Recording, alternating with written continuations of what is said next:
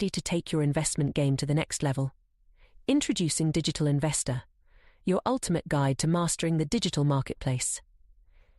Whether you're a seasoned pro or just starting out, Digital Investor brings you cutting-edge game theoretical strategies, expert insights, and real-time tips and tactics to analyze, evaluate, invest, and grow your wealth. Don't miss out on the digital revolution. Visit www.nickblacknex.com and start your journey with Digital Investor today.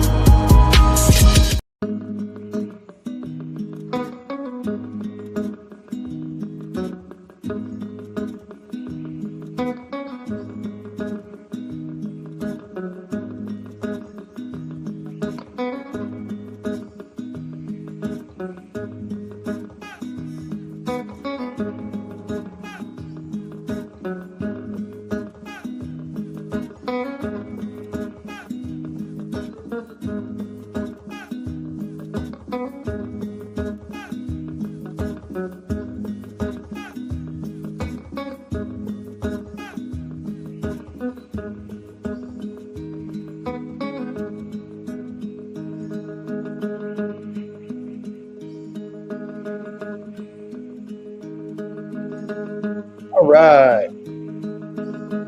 What's going on? Let me see if I can put up a little deal there.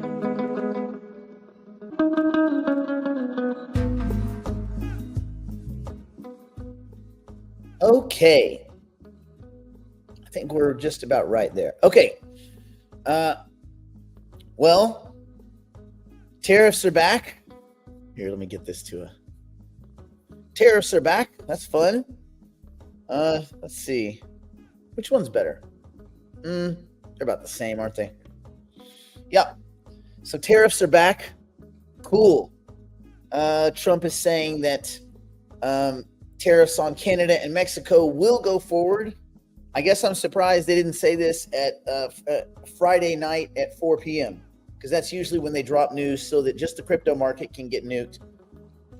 But at least today, everybody gets nuked. But again, these things are only negotiating tactics. So we'll see. But Trump is saying so far that the tariffs will go forward as planned. Also, NVIDIA is going to report earnings today. They're doing a lot of infrastructure spending. And there's still people worried about DeepSeek, which is pretty silly because DeepSeek, for those that you guys haven't really dug into it super deep, DeepSeek was the really cheap, large language model, and everybody was like, "Oh my God, they only spent a few $1 million to do it." But they leveraged all the other large language models. First of all, two, DeepSeek is good at a very obscure knowledge, like very random things, like how many marbles does Ted have in his pocket? DeepSeek knows this. No one cares how many marbles Ted has in his pocket. So they did their benchmarking on very obscure benchmarks so that they could score high, so that they could look amazing. Now, for the average person, just getting cheap access to large language models and to AI in general it's a good thing. But OpenAI's not shaking in their boots or crying themselves to sleep on their pillow, on their silk pillows at night because of DeepSeek. Because another model came out 14 seconds after DeepSeek and said we're even cheaper than DeepSeek and better at other obscure, and random tasks in benchmarking. So whatever. Okay. However, investors are wary of any signs that NVIDIA's most important customers might be tightening their belts after years of a bunch of big capex. Part of that is because you guys heard that Microsoft backed out of some leases for some large data centers. So that's panicking everyone, and they're thinking, oh my God, maybe Microsoft thinks it's the end. It's over with. Microsoft also has a big partnership, I guess, that's going into effect with Oracle, which could divert some of the things that they're doing, that might be part of the reason. I don't think people are thinking that this deep into it. But anyway, so that's there. Bitcoin got beat up, as you guys know. We'll go look at markets here in a little bit. Yeah. So I guess I think this is mostly tariff talk. It's a little bit of Microsoft, and people are thinking maybe the AI, whatever it is. I don't think we're quite an AI bubble, but the AI expansion might be slowing if Microsoft is backing off and they're not building, facilities, things like that. On the other side of it, I don't know that it's that simple, and I would want to know more about that Oracle deal. On the tariffs, Trump says tariffs on Canada and Mexico are going to go forward. If they don't make some changes, the tariffs are going forward on time, on schedule. Trump said when asked if the postponed tariffs would soon go back into effect. So he answered in a press conference, they will go forward. There was a month-long delay, as you guys remember, which expires next week, which obviously everybody's coming to the negotiating table this week. So, but what he said yesterday was the Trump tariffs are going forward on time, on schedule. And this was at a press conference yesterday. He said that the U.S. had been taken advantage of by foreign nations on just about everything, and reiterated his plans to impose reciprocal tariffs. So the tariffs will go forward, and we're going to make up a lot of territory, he said. He signed executive orders on February 1st imposing 25% tariffs on products from Mexico and Canada, as well as 10% duties on Canadian energy. The president, who praised the use of tariffs as both a negotiating tool and a revenue source, based the orders on the alleged failures of Mexico and Canada to stop crime and drug trafficking at their respective U.S. borders. Yeah, they don't do shit. You guys know this, right? They do absolutely nothing. Soft as cotton. And they just expect the U.S. to do everything. I don't completely disagree with this. A lot of countries have been taking advantage of the U.S. for quite a while. So I know it's kind of a kick in the nuts right now, but I'm not really against this. Trump paused the new tariffs 2 days after he originally signed them into law. After Mexican President Claudia Sheinbaum and Canadian Prime Minister Justin Trudeau made separate pledges to boost their border policing efforts, which we all know is mostly bullshit, because there's no presence at all by Mexican or Canadian anything at the borders. I mean, there's just nothing. There's like dudes, like unshaven dudes with unbuttoned shirts that are listening to Tejano music. It's like, and that's on the Canadian border. Anyway, so we'll see. Anyway, he had said on February 3rd that the tariffs on Canadian goods will be paused for 30 days, while the duties on Mexican imports will be postponed for 1 month to see if they basically step up. He said that during the interval, his administration would engage in negotiations with Mexico and pursue a final economic deal with Canada. Trump, in his normal breaking first month in office, there's nothing normal about it. In his normal norm breaking first month, he slapped 10% tariffs on Chinese imports and announced a plan to impose reciprocal tariffs on American trading partners. China has already retaliated with its own targeted tariffs on U.S. imports, which doesn't matter because China doesn't import shit from the U.S. They are the biggest one-way nation there is. I think it's 80% out, 20% in for China. So honestly, F them. Like, ooh, you're going to tax what, 3 things?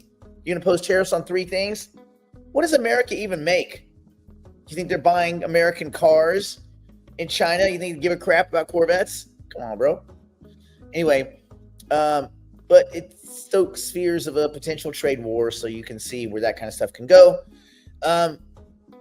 Yeah. And, trade wars can get out of hand and create a lot of, near-term chaos. They also create a lot of good buying opportunities, but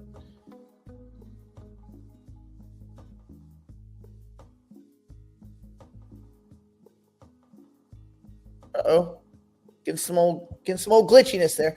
A similar kind of issue kind of developed with regard to Mexico and Canada, who are among America's kind of closest allies and obviously the top trading partners because they're so close. And there were these plans by both the Canadians and the Mexicans to install retaliatory tariffs. But again, America doesn't import shit from Canada, and they don't get much from Mexico that they can't get by just going right past Mexico and going and getting it in Central and South America. I mean, yes, fruit, vegetables, and crap like and you don't think these weapons manufacturers, they don't adhere to any of this crap because they have locations all over the world. And so they'll be like, oh, you won't be buying missiles from our American subsidiary. You'll be buying missiles from our Irish subsidiary or our Bangladesh subsidiary. Like weapons designers and weapons manufacturers, I don't think they care about this one bit. Matter of fact, they probably like it. Anyway, so that's where we're at. We'll see. I don't know if it's another week of negotiating. So we'll see. I'm sure at the 11th hour, some things are going to pop up. So I'm not too worried about it. As far as the Bitcoin, Ethereum news, people are panicking back out. The same people that panicked in are panicking out. I'm kind of hoping. I know this sounds weird. It doesn't sound weird. I'm hoping for Bitcoin back in the 70K range. Ooh, that would be tasty. Anyway, let me see if I missed any questions. I don't want to skip you guys' questions as we go through and just talk about the world. I think we can put the markets up in the background. Since we're here, we should just at least take a look at these old markets. See, where's my button?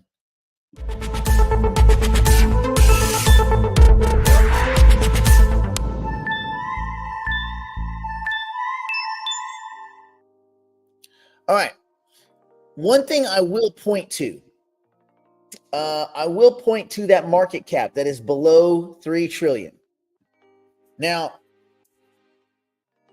this is something that, I had said 3 trillion was the line in the sand for me for a bull market. Now, because the crypto market cap drops below 3, that doesn't mean that it's no more bull market. It's over with. I still think we're in an increasingly bullish environment for certain assets. But I think if you look at the history of stuff that has sucked, and the recent every Friday and Saturday bad news, it is just one punch after the next. And I think it has beaten up every single new investor, everybody that's new here from, let's say, mid to late November on. They have all gotten their clocks cleaned. Bad. I mean, gutted, crushed, beat up, embarrassed, wrecked. And they're mostly gone or going away. And that will create a healthier market. But we got to see these guys get nuked. It is what it is. When you have a bunch of dumb investors in a market, I know it sounds bad to say that, but that's the reality. When you have a bunch of low IQ investors in the market, they got to get nuked. They got to get beat up and they got to get out. And this kind of goes back to what I was talking about, consumer confidence. There's just kind of a net effect of, there's like, on the aggregate, I think people are not super happy right now. Confidence boards, consumer confidence index slipped to 98.3, which is a nice temperature for the month, down nearly 7% and below the Dow Jones forecast for 102.3. It was the largest monthly drop since August of 2021. The expectations index, I don't know, There's consumer confidence one, and then the expectations. The expectations index tumbled 9.3 points to 72.9, the first time since June of 2024 that the measure has fallen below the level consistent with recession. I don't know how long all the recession signs need to be posted everywhere you look. And at the same time, jackwagons are listening to Jerome Powell. Oh, strong and resilient. How's the economy strong and resilient if people can't find jobs, and the people that have jobs are so scared that they're going to lose their job that they're worried they'll come in early, they'll leave late, people are just not making it. And what was it last week? I think the figure came out that the average American cannot afford, so average American paycheck is not sufficient to afford a 2-bedroom apartment. What? No, so houses are off the table. Like we're already gone. We're not even talking about houses. We're talking about apartments. A 2-bedroom apartment. Man, that's bad. So this is the environment we're in. So it's tough. So consumers grew more pessimistic about the economic outlook in February as worries brewed about a slowing economy, rising inflation. Some things are costing more. I would say to the average person, just inflation means if numbers go up, that's inflation. So to the average person, the fact that prices go up on stuff, that's all they see. And if you're in a job and your job, you're not making more money. For instance, you're not getting a raise equivalent to the increasing costs of stuff, right? So like if your check is not going up by the same proportionate percentage amount as stuff is going up. Yeah, Starbucks, that's right. Starbucks is cutting jobs. There's going to be a lot of that kind of stuff. And I think those are like they're in their corporate stores, right? Corporate jobs. Anyway, so people are worried about rising costs. They're worried about slowing economy.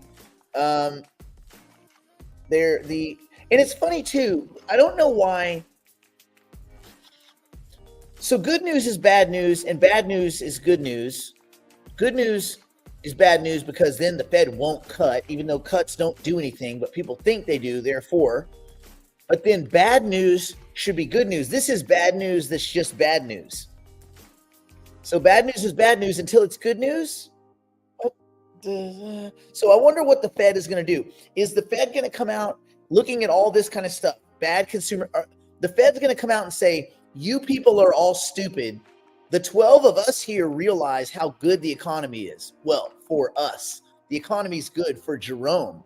The economy's good if you're rich. If you're poor, you're fucked. If you're just barely treading water, you're fucked. And when a lot of people are like, it just doesn't feel fair. It is not fair. Nothing about this system is fair, but fair is a human concept. You got to get past that. It is. It just is. So right now, the board's consumer confidence index slipped to 98.3 for the first for the month, down 7 points below the Dow Jones forecast of 102.3. Again, it's the lowest reading since August of 2021. It's the largest drop since August of 21. It's the lowest reading since June of 2024. Views of current labor market conditions weakened. Consumers became pessimistic about future business conditions and less optimistic about future income. Pessimism about future employment prospects worsened and reached a 10-month high. Yeah, because there's no jobs.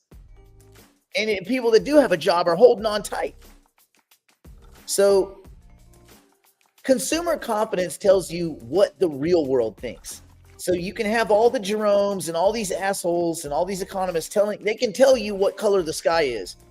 But when you poll everyone else and they look up and go, well, it's blue, man, then that's the color of the fucking sky. And so there's a certain point where, again, The Fed will then take all this new information, even though it's very obvious. They'll take all this new information. They'll go, oh, well, we may have to look at making cuts again. Oh, really? No shit, Jerome. Wow, what a surprise. So there will be cuts this year, and that will spur excitement in the stock market. Now, that doesn't change the economy, because the stock market is a weird place that is untethered and only barely correlated to the economy.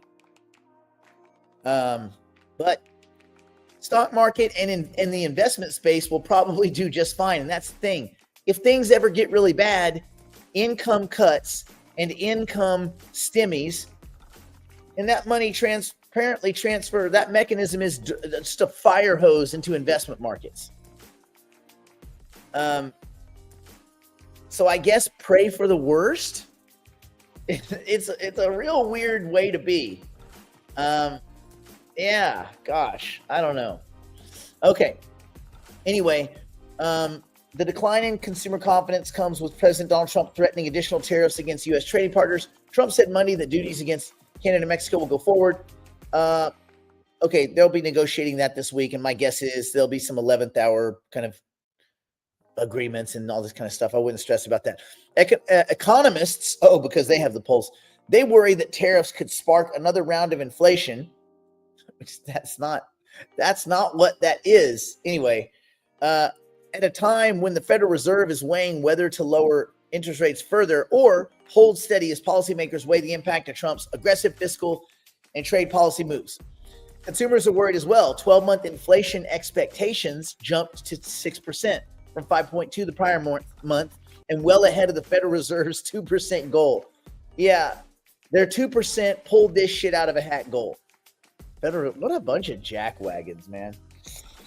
This increase likely reflected a mix of factors, including sticky inflation. It's not sticky inflation, but there are price effects, and most of them are political. But the prices do go up for people, and that's hard for people. So we'll just call it price increases because it's not inflation. But anyway, also the recent jump in prices of key household staples like eggs and the expected impacts of tariffs. I have an 18-pack of eggs that I bought, I don't know, months ago, and I just don't eat eggs that much, but I just thought I should have eggs because maybe eggs would be good. Oh, yeah, because I had Eggo waffles, and I thought if I had an Eggo waffle and an egg, and then I put the Mrs. Butterworth on top of it, it's like a healthy waffle. Anyway, but now those eggs are so expensive, I don't want to eat them. I just want to look at them. I just want to look at my riches. It's right behind me. That's the refrigerator, by the way. I can show you these eggs, but I don't want you guys to come and try to murder me for my eggs, so I'm not going to show you. You probably don't even believe I have a whole 18-pack of eggs. You probably think I'm lying. You think I'm trying to big dick it. No, I really have them. I'm not just saying I'm rich. I'm egg rich, bro. Anyway, there was a sharp increase in the mentions of trade and tariffs back to a level unseen since 2019. Most notably, comments on the current administration and its policies dominated the responses. We should expect some short-term behavioral shifts within the consumer. Wrote a U.S. economist at some crappy financial firm that probably makes no money. Consumers are increasingly nervous about the unknown impacts from potential tariffs. I agree with that. And could pull forward consumer demand. I don't agree with that. People don't go out and start buying stuff because they think tariffs might make something in the future that they're not even sure of more expensive from China or Mexico or Canada. No one fucking cares about products from Canada, first of all. So take that off the list. Maybe some foodstuffs come from Mexico. I like Mexican Coca-Cola, but they're already expensive as shit. And so if they're 20% more expensive as shit, it's the same expensive as shit. So I don't know, man. Anyway, consumers are increasingly nervous. They're worried about potential tariffs. That could pull forward demand, and as they anticipate higher prices for imports in the near future. I just don't think. I mean, maybe I'm wrong. Maybe I'm not the aggregate consumer. Does anybody here Does anybody here in the chat right now, did you hear about tariffs and then start panic buying, pulling forward stuff? Did you start stocking your closets full of shit? Oh, if it's made in China, Mexico, or Canada, we got to load up. Go now. Get all the maple syrup and fucking flour tortillas you can. It doesn't make any damn sense. So these economists, their conjectures are just weird. Now, maybe this group here, all the 170 of us here, are just not that kind of consumer. Maybe it's good. Maybe we're not. I don't know. I guess I like the panic. Yeah, I guess I'm in the same boat. I kind of like the panic. I like the chaos. There is a lot of money to be made in chaos. Like I'm looking right now at these assets, and we'll go through this in a bit. And I'm looking at things to go from this one to that, this to that. Meaning money I've already got in the market. I'm not gonna. There's not any new money. Just going from left to right and right to left. You bought 2 jars of instant coffee because of all that Canadian coffee, or is it because of the Chinese coffee that you usually buy that you think is going to get tariffed to death? It'll be tariff bull. What? So these economists are, what a joke. These guys are such idiots. They're just, common sense is lacking in these dudes. Anyway, Treasury yields added to sharp slide on the day. The 10-year slid 10 basis points. I don't know, man. This is just hedging behavior. In the Confidence Board survey, the decline came across age groups and income levels. The survey covered the time period up to February 19th. Along with the overall drop in confidence, the expectations index tumbled 9.3 to 72.9 reading, first time since June of 2024. That was 9 months ago. The first time since 9 months ago. That doesn't have a lot of weight with me. However, this is the first time since then that the measure has fallen below the level consistent with recession. So even though the current market conditions improved somewhat, with 19.6% saying conditions are good. Well,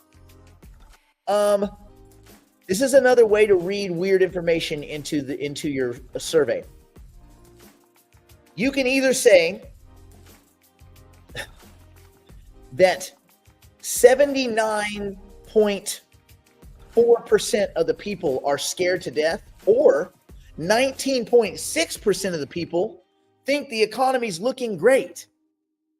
That's a little disingenuous, I think. So that's what Jerome Powell's going to come out and say, listen, nearly 20% think that things are good. And that is up from January. So I think maybe a better read is that 1 in 5 people, 1 in 5 average people that you survey don't know fucking shit about finance. And they do not understand the economy at all. And they can't spell the word economy. They're pissed off because the Super Bowl didn't go the way they wanted. Anyway, a closely watched measure of the labor market did see a worsening, with 33.4% saying jobs were plentiful, while 16.3% said positions are hard to get. That compared, again, so it's either that 666, that's the number. 66.6% say things are bad, or 33.4% say that jobs are plentiful. Who is that? I mean, I guess Uber jobs, driving Uber is plentiful if you have a car. If you're not one of these, if you're not the average American who's getting his ass kicked, his or her ass kicked. I don't have to say they anymore because them, they energy. God, I saw that on Instagram. There was this girl, and she was like, it was a big crowd of, mostly obese lesbians.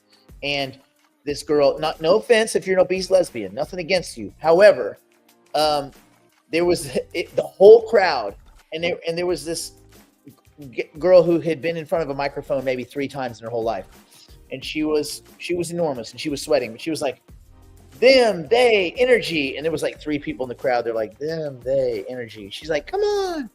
And I was so embarrassed for her. I was like, come on, come with me. We're going to go to get on a treadmill.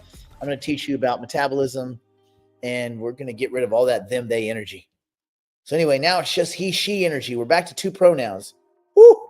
What crazy times we live in. Anyway,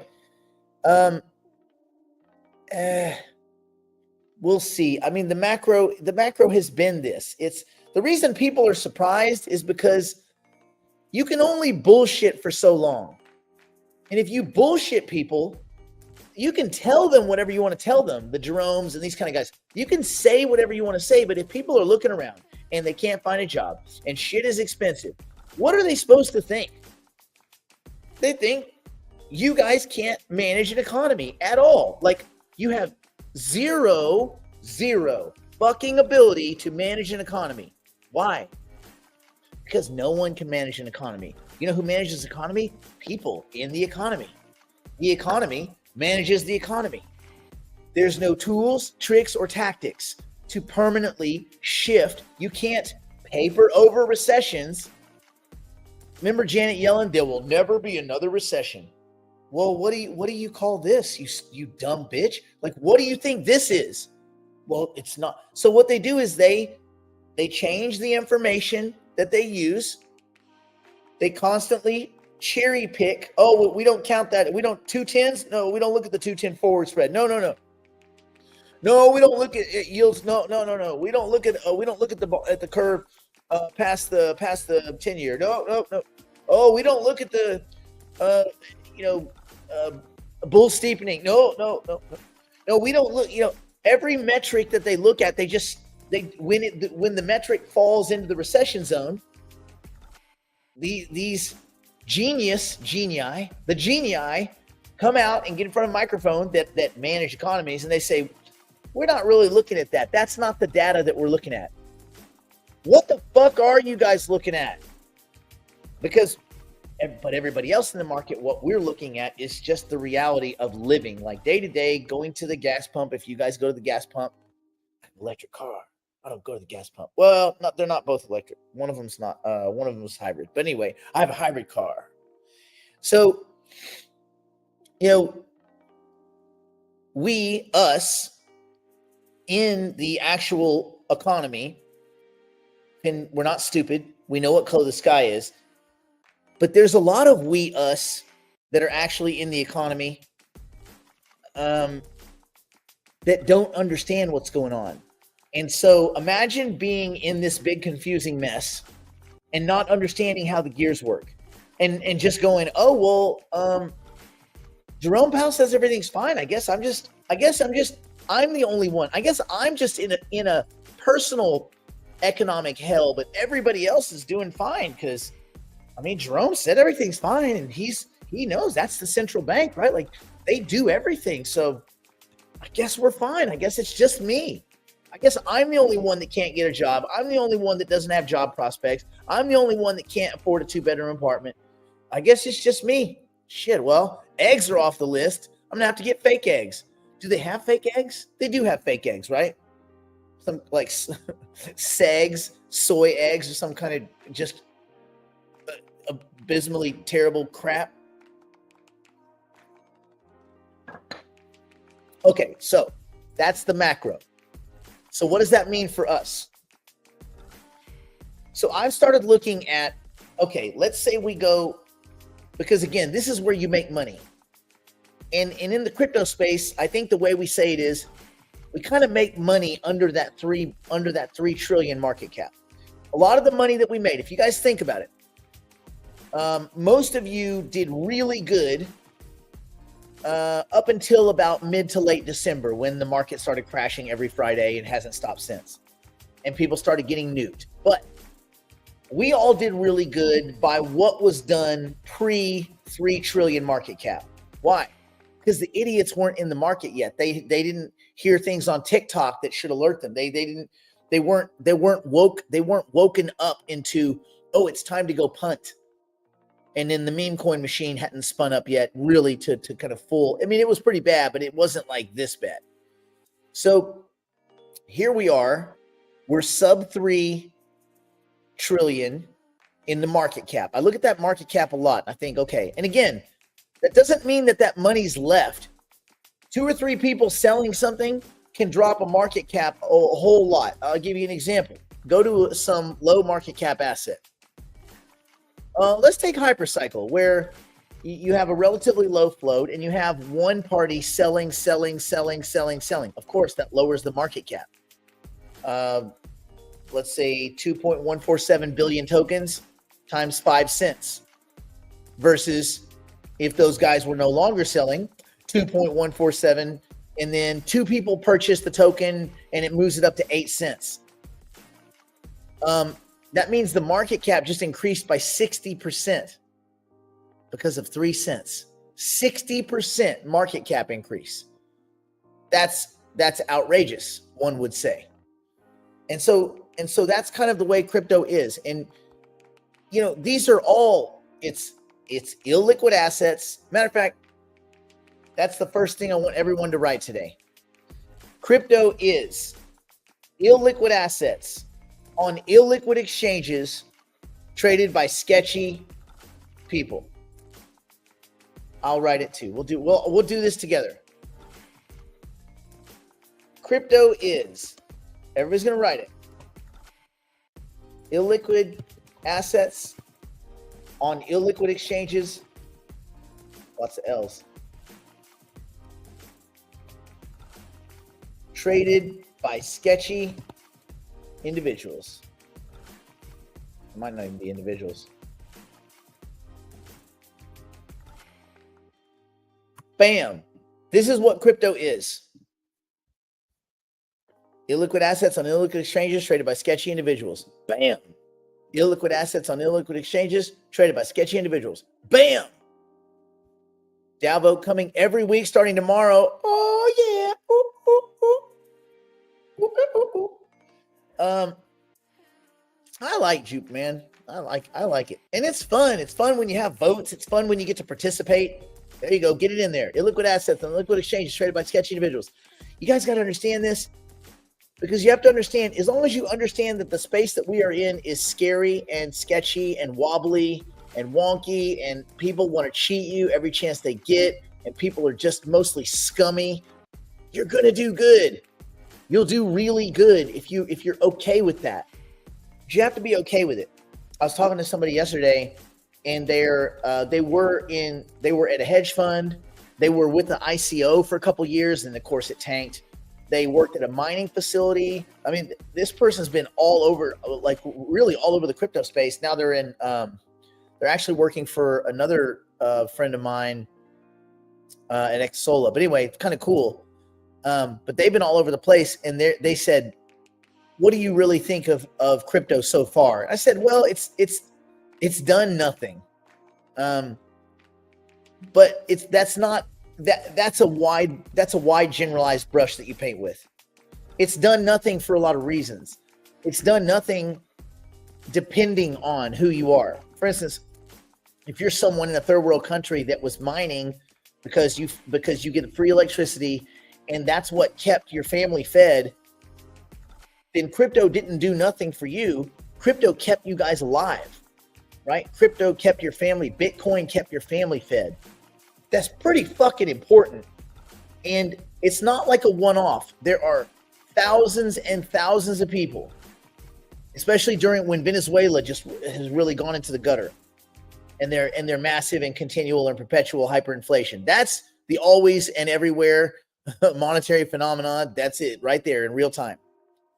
So you say, okay, crypto hasn't helped anybody. Well, you have to be specific.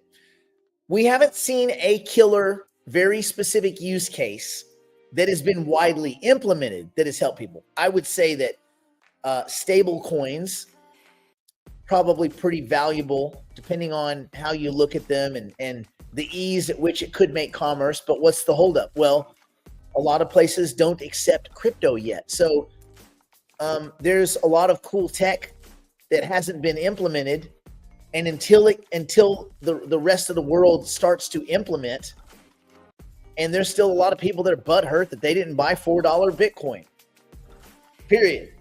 And everybody's got a story. Oh man, someone offered me to get the Bitcoin, but I couldn't. My wallet was frozen. My this, my that. I have a buddy who was going to buy.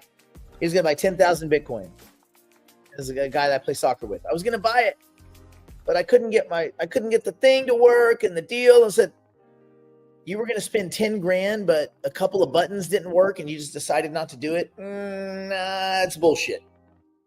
I was never going to buy Bitcoin. Even when my brother was telling me about it, I was like, nah. It didn't make sense. At that time, it didn't make sense to me, meaning it wasn't for me until it was. And then in 2014, I changed my mind. In 2017, I really changed my mind. And then, there it is. And here we go, up and down again. So these up and downs, the first couple up and downs, they beat you up. Emotionally, they beat you up. After, I think that here's a big moment. Let me know in the chat, if you want to, you don't have to. Let me know the most you've lost in one 24-hour day. What is the most money and again, market cap money, because you didn't lose it until you sold, right? You still have all of your cards. You haven't been forced to make a bet. You haven't been called. You have all your cards. What is the most balance sheet damage that you've taken in a single day? And I'll bet you remember that day with pristine, warlike clarity. 30K, that's a big hit. That's a kick in the dick. That right there is a car. Tim lost a car. You didn't because you would have to have sold everything. But you get it. Like you have to frame these things correctly. It's an ocean. These are water lines. These aren't permanents. There's been so many. But what was your big one, Kenneth? Your big one. Oh, damn. Mike got hit. Mike got dick punched for 75. Cruising. 175 racks. It's not quite a Lamborghini, but it's definitely a used McLaren 570. Why? How do I know this? Because the first one I bought was 171,000. It was a 2019. It was a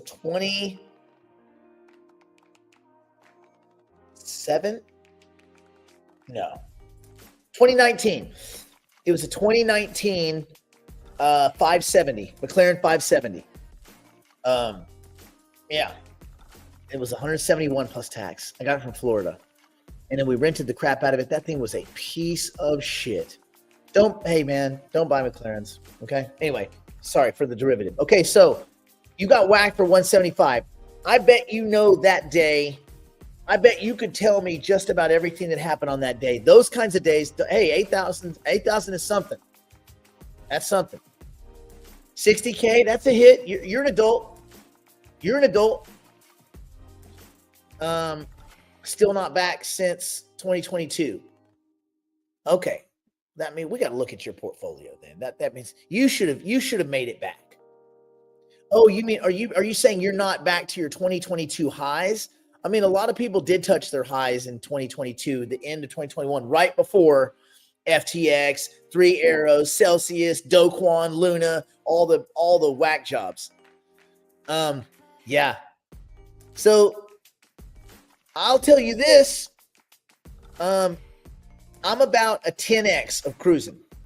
I've got hit for just shy of 2 million on a single day. And it's almost like the number's so big, it's not even a number anymore. Like when you're a little kid, you're like, double down, double or nothing. And once you get to like some high number, yeah, but okay, forget it. 150, that's some real money. But I bet you've had bad days since then. And you just kind of go, it is what it is. I didn't sell out everything yesterday. I wish I lost. No, you don't. No, you don't. You know what's though? I'll tell you this. When I've taken my biggest hits, it's not the same because it's not the same as the first time. So I guess what I'm getting at is the first time you take a big hit, there's some amount that psychologically in your mind you say, oh my God, this is how much I've lost. But then the smarter, hopefully, the smarter part of you, the more calm, the more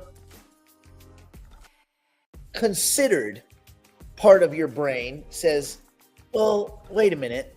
These are gooey, flowing markets that can go up really fast and they can go down really fast, but they do tend to go up more than they go down. That's why these market caps continue to grind upward and increase over years. So you start realizing like, okay, after the first one, your brain kind of, it's like, I guess it's like your first battle. You go into battle and you're like, oh man, I lost 5 people. Then the next one you lose 5 or 6 people. You're like, yeah, you're gonna lose some people in the war zone. You know, it is what it is. You get desensitized to these losses. That's right. It gives you perspective. So when you're in, there's a difference between perspective and perception. So you have a perspective. We all have our perspective. We're having trouble streaming. Oh, to Rumble. Weird. Stop. Go away. Anyway, so our perception is at the moment. At the moment something happens, we perceive things a certain way. But it's through the lens of all of our systems of thinking. It's through your game theoretical lens, hopefully. It's not through a bunch of cognitive bias and things like that. But that's your perception of this moment, this event, this day where you lose all this money. I lost this money. And then it gives way to kind of more game theoretical thinking where you go, it's not that bad. And then the next time it happens, it's not that bad. And then you start realizing, wait a minute, if the market's down, okay, let me get out of my own little perception blob, my perception bubble, and let me get some perspective. Let me start looking at this from 10,000 feet. Do I actually have opportunities that this has given me that other people are not going to exploit? Because investing is amateurs slowly parting ways with all of their money and putting it in the hands of veterans. That's what this is. I'll tell you what this is. This is butterscotch swirl coffee, and it is freaking good. Yeah, dude, I got my ass kicked the last few days. Where am I at? I mean, I don't look at it that way anymore, but I certainly used to. Where am I at? Okay.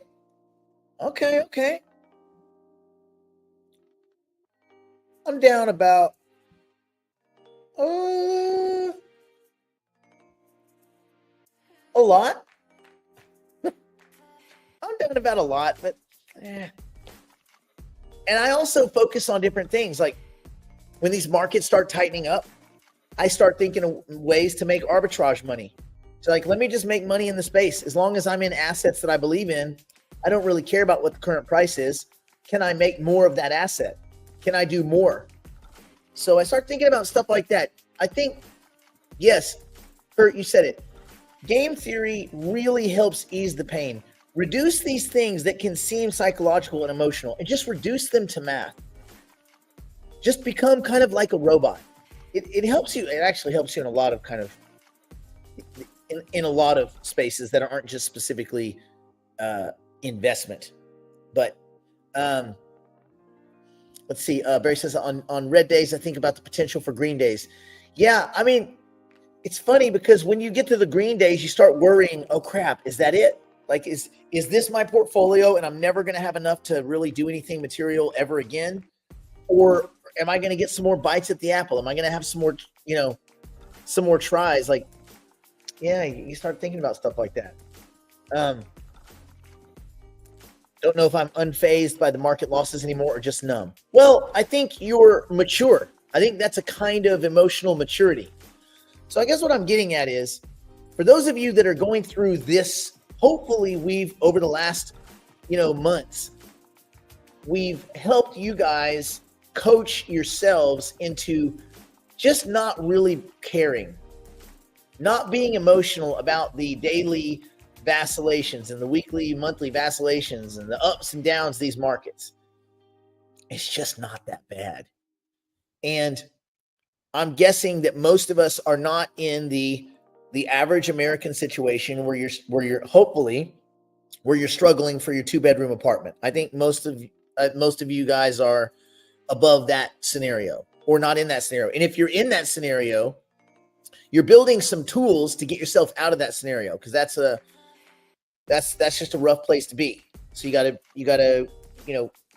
find a way to take your money and have your money become your employees instead of you being an employee. Make your money your employees, right?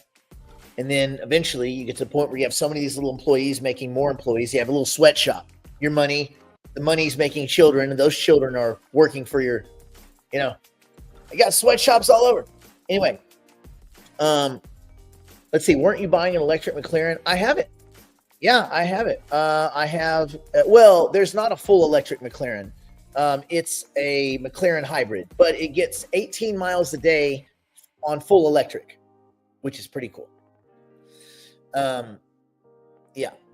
So let's see. It doesn't bother me because I have the faith. Yeah, I have the faith markets will go up, but I also have faith to believe that we will be fine anyway, whether markets go up or not.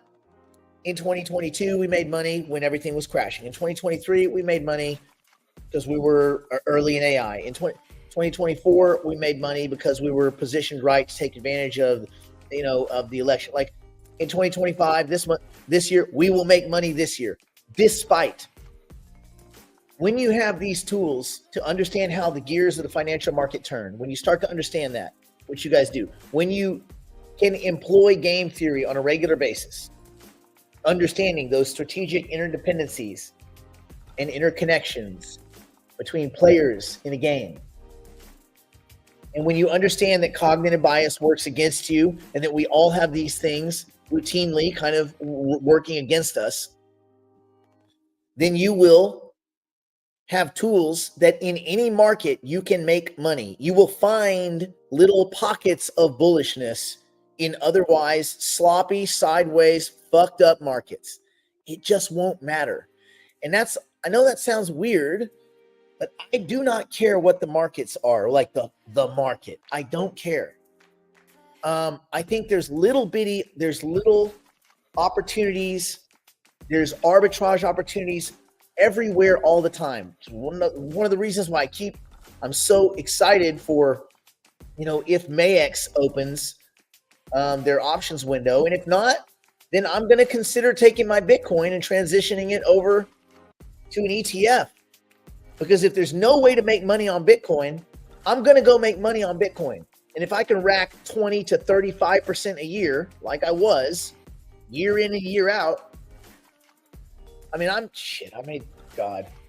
it's weird. I made percentage-wise almost as much just racking options as I did even in these bull markets when you have assets go up, because it's not like every asset in your portfolio goes up all the time. It's pockets of stuff. Whereas, when I was just doing Bitcoin options 24/7, which again is very little work, dude, it was consistent. And yeah, so you will find pockets in these markets, no matter how bad they are. You will find pockets where you can invest in those pockets, and there's money to be made. So I'm not too worried. I think everybody's going to be fine. What I would be doing right now is I would be looking at your portfolio and I would say, okay, things are down. Now that they're down, is there any horse swapping that I need to be doing? Is there any horse swapping? Because there may be. Yeah, exactly. And you haven't lost it until you sell it. Although I might finally sell. Where is it? Is Flow still on here? My biggest loser. I might finally sell it and just take the loss. I have to go back, but I think I bought it at like 34, 32 bucks, something like that. I think it might be time to take that loss to harvest that thing. So I might do some tax harvesting right now. That's kind of where my brain's at.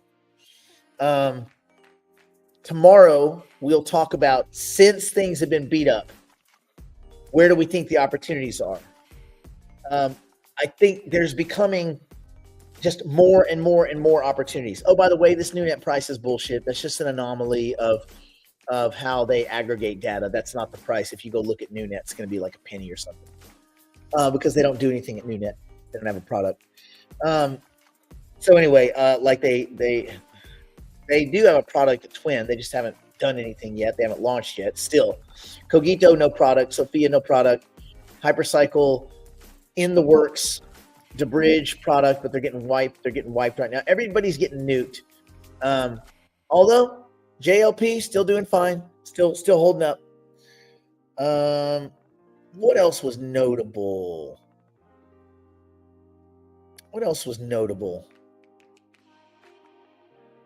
I mean, I still keep going back and forth on adding more Filecoin. Where is Filecoin? Yeah, man. I'll tell you what, man. Ooh, that thing gets to $2, $2 buckarooskies. I might have to just dive back in there and pick me up a little bit right there. Anyway, have a good one. If you're going to be down in a van down by the river, just make it sure it's not like a river near one of those power plants or one of those like chemical factories. Just get yourself a good river. And not any of the rivers in Mississippi where the bull sharks have been swimming up the river. You seen that crap? Dear God, man. Bull sharks in the river. Are you kidding me? Anyway, keep on keeping on. All right, we'll see you tomorrow. We'll talk about where we should be putting our currency units, especially if we're swapping back and forth. The market's recovering a little bit. Let's hope it doesn't recover too much. I want chaos. I want maximum pain. I want people crying. I want capitulation, because that's where opportunity is. That's where we get paid, man. You get paid by what you do right now. It's not what you do in a bull market. It's what you do right now. That's what sets up the pay. That's what sets up the payout. And then you can lavish yourselves in the finest gems and rubies the land has to offer. The finest meats and cheeses. All right. Stay in school. Don't do drugs. Don't do anything my poor insolvent drunk strung on meth grandmother wouldn't do, which is very little. And we will see you guys on the morrow.